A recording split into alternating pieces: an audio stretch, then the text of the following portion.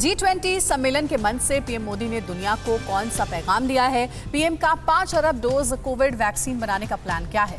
PM ने G20 के मंच से कोवैक्सीन पर क्या कहा? भारत की फार्मेसी ऑफ द वर्ल्ड मुहिम क्या है?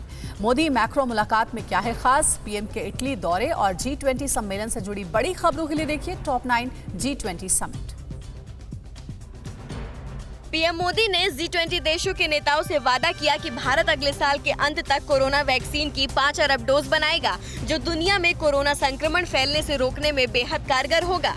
इस दौरान पीएम मोदी ने अपील की है कि WHO भारतीय वैक्सीन कोवैक्सीन को जल्द अप्रूवल दे। इसका निर्माण भारतीय कंपनी भारत बायोटेक ने किया है। G20 सम्मेलन में पीएम मोदी ने कहा कि वैश्विक महामारी कोरोना से लड़ने के लिए उनका वन अर्थ वन हेल्थ का विजन दुनिया की बहुत बड़ी ताकत बन सकता है। ये भविष्य में भी ऐसे किसी भी संकट से निपटने के लिए बेहद कारगर होगा। पीएम ने कहा कि फार्मेसी ऑफ द वर्ल्ड की भूमिका निभाते हुए भारत ने 150 से ज्यादा देशों को दवाइयां पहुंचाई। इसके साथ साथ वैक्सीन रिसर्च और मैन्युफैक्चरिंग बढ़ाने में भी पूरी ताकत लगा दी।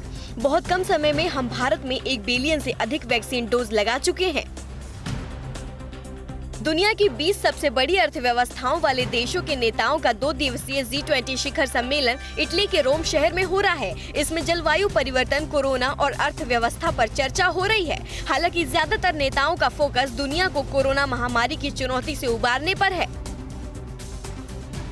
इटली में G20 सम्मेलन से अलग पीएम मोदी समेत दुनिया के कई नेताओं ने रोम के बाथ ऑफ डायोलेक्टियन का भ्रमण किया। सदियों पुराने इस परिसर में सार्वजनिक स्नानागार थे। विश्व के बड़े नेताओं की यात्रा को देखते हुए ये रोशनी में जगमगा रहा था।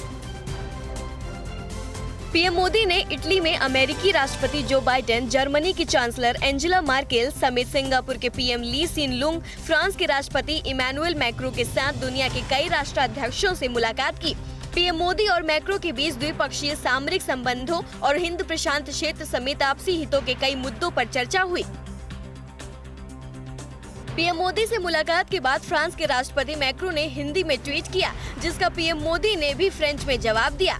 मैक्रो ने भारत फ्रांस संबंधों के महत्व को बताते हुए लिखा, हम भारत के साथ पर्यावरण, स्वास्थ्य और नवाचार के लिए साझा महत्वाकांक्षाओं को साझा करते हैं। खासकर इंडो पैसिफिक क्षेत्र में हम ठोस परिणामों की दिशा में एक साथ काम करना जारी रखेंगे।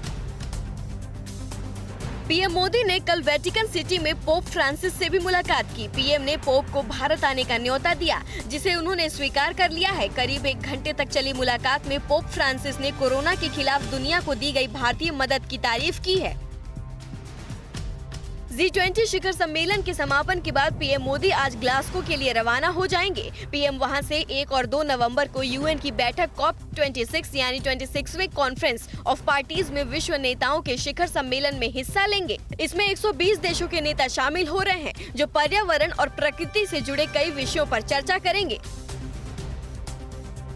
परवाह देश की, सोमवार से शुक्रवार रात 10 बजे TV9 भारतवर्ष पर।